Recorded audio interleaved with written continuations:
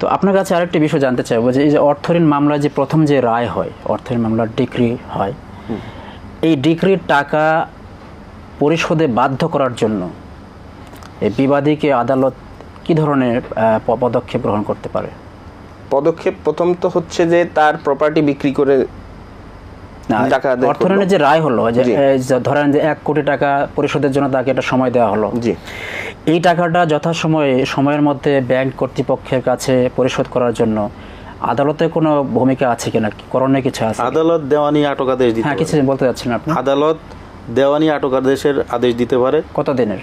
এটা হচ্ছে যে দেওয়ানি 6 মাস, 6 মাসে আটক আদেশ দেওয়ানি আটক আদেশ দিতে পারে এবং 6 মাস শেষ হওয়ার পরে যতদিন শোধ না হবে ততদিন কিন্তু সেটা কন্টিনিউ করবে এবং যখনই মোট পাওনার 25% জমা দিবে আদালতে, তখনই আদালত তাৎক্ষণিক তাকে মুক্তি দিবে। মানে কাউকে আটক আদেশ দিল 6 মাসে যে এই যে ডিক্রি হয়েছে এই টাকাটা পরিশোধ করার বাধ্য করার জন্য, জি, আটক থাকা অবস্থায় মুক্তি পাওয়ার জন্য কি করতে হবে?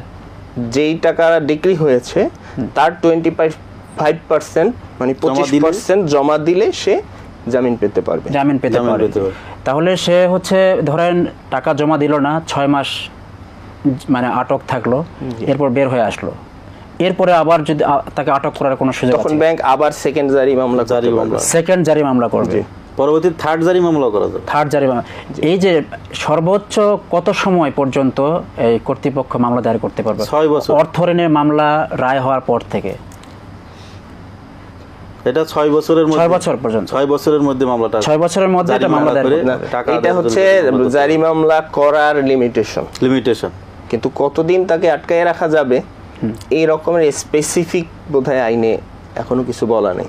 আচ্ছা আচ্ছা, তার মানে হচ্ছে যে প্রথম যে এক স্লটে তাকে সর্বোচ্চ 6 মাস দেওয়ানি রাখা যাবে, দেওয়ানি আটকায়। এই 6 মাস এক্সপায়ার হওয়ার পরে টাকা আদায় হলো না, তার বিরুদ্ধে আবার সেকেন্ড জারি মামলা করা যাবে। সেকেন্ড জারিতেও আবার তার বিরুদ্ধে ওয়ারেন্ট ইস্যু করা যাবে এবং সেখানেও আবার তাকে 6 মাস সর্বোচ্চ আটক আদেশ দেওয়া যাবে।